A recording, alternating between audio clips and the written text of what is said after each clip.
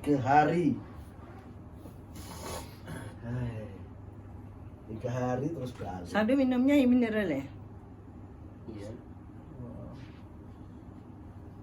Coba minumnya jangan air mineral lah, minum air masak. Main masak. Dia tak tahan paru-parunya kalau minum air mineral. Ya ada orang tak tahan, ada orang tak bisa. Campur. Airnya air masaknya tu patutnya jangan air mineral. Air penapis kan? Iyalah, kalau boleh masak dulu. Takut dia paru-parunya ni masalahnya macam daripada dulu datang paru-paru aja. Perutnya oke kan Tim? Perutnya oke. Cuma mengahnya ya. Nah itu sebab Lemon. tak ada lah. Tak lah, mana ada. Biasa. Ini kan dia orang gemuk lagi ni. Ramai je orang yang kurus tak sihat. Yang datang sini banyak yang kurus semua masalah. Yang kurus banyak masalah. Masalah.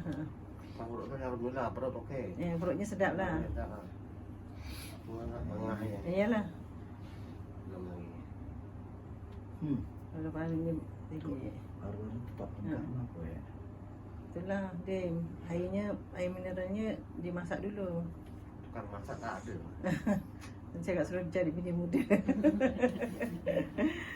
Jadi kalah ya paru-paru. Dia nak cari kad orang malas juga. Kau cari, aku orang datang sendiri. Gimana? Nyerah dia, nyerah.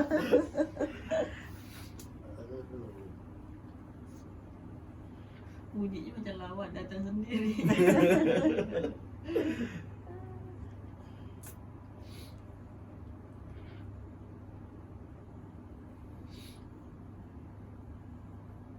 Oh, Tinggi sebelah. masih bengkak ya. Paru-parunya bengkak. Ditarik bengkak juga.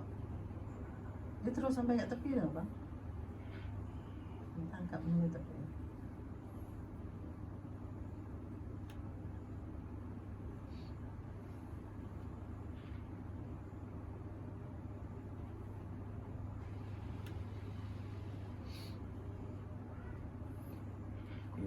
Pergi klinik hari malam Jumat. Ini namanya meridian paru-paru. Dah keluar kelenjar. Menarik. Oh, di krem. Di krem. Semut. Nanti jap. Di krem. Oke tak? Buat nafas baik. Okey tak? Okey.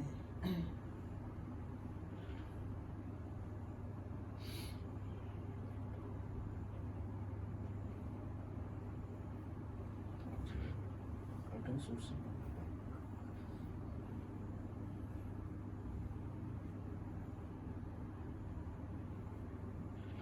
Kadang gerak sikit tu narik.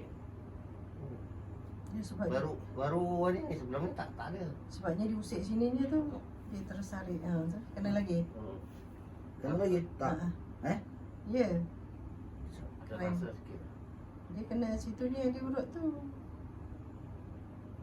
Meridian paru-paru.